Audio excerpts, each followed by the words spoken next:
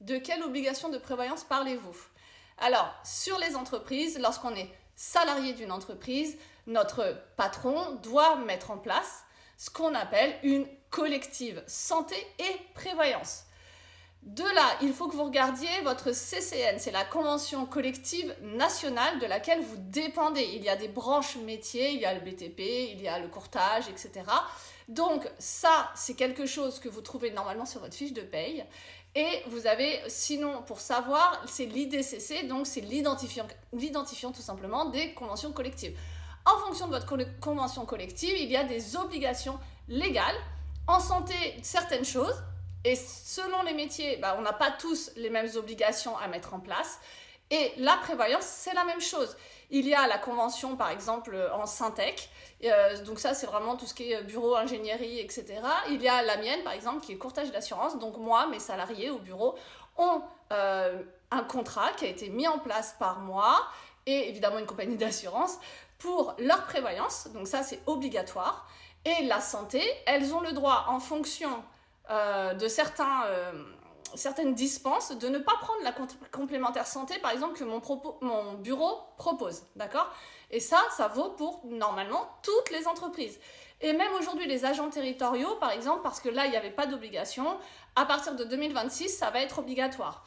Donc, c'est vraiment quelque chose que, normalement, vous retrouvez sur votre fiche de paye. Donc, tout ce qui est convention nationale, vous le retrouvez sur votre fiche de paye, pour savoir de laquelle vous dépendez. Et dans votre fiche de paye, quelque part, vous avez la cotisation de prévoyance et mutuelle, la mutuelle en fait, la complémentaire santé, qui est mise en place et l'employeur a une obligation de prendre certains pourcentages.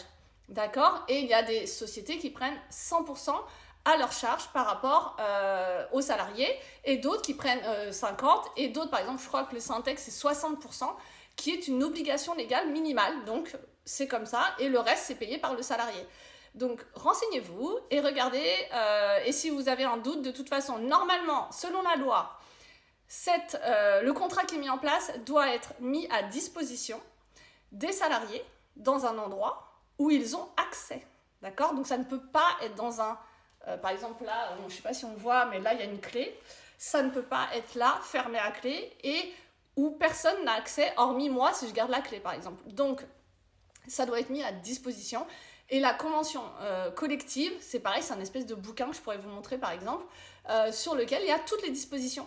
Et ça ne parle pas que de la santé et pas que de la prévalence, ça régit toute votre convention, tout votre métier. Ça va régir les congés payés, les salaires aussi, parce qu'il y a des grilles, par exemple, dans mon métier, il y a des grilles obligatoires, et ainsi de suite. Donc ça va régir vraiment plein de choses de votre métier, et donc ça, c'est mis à disposition. Si vous ne savez pas où sont les documents, vous les redemandez à votre RH, tout simplement, en disant, voilà, je voudrais avoir mon tableau de garantie, les dispositions générales, toujours pareil. Si vous n'avez pas les dispositions générales, vous ne pouvez pas savoir comment fonctionne le contrat.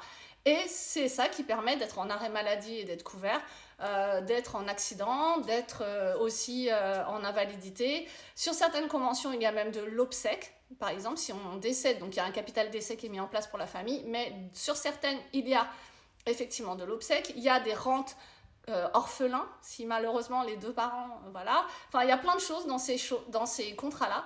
Donc c'est très intéressant. Moi, j'en fais beaucoup au bureau, mais c'est vrai que sur le réseau, je n'en ai pas parlé. Maintenant, si ça vous intéresse, n'hésitez pas et je pourrais faire des vidéos pour vous expliquer plein de choses de ce domaine-là aussi. Bonne journée.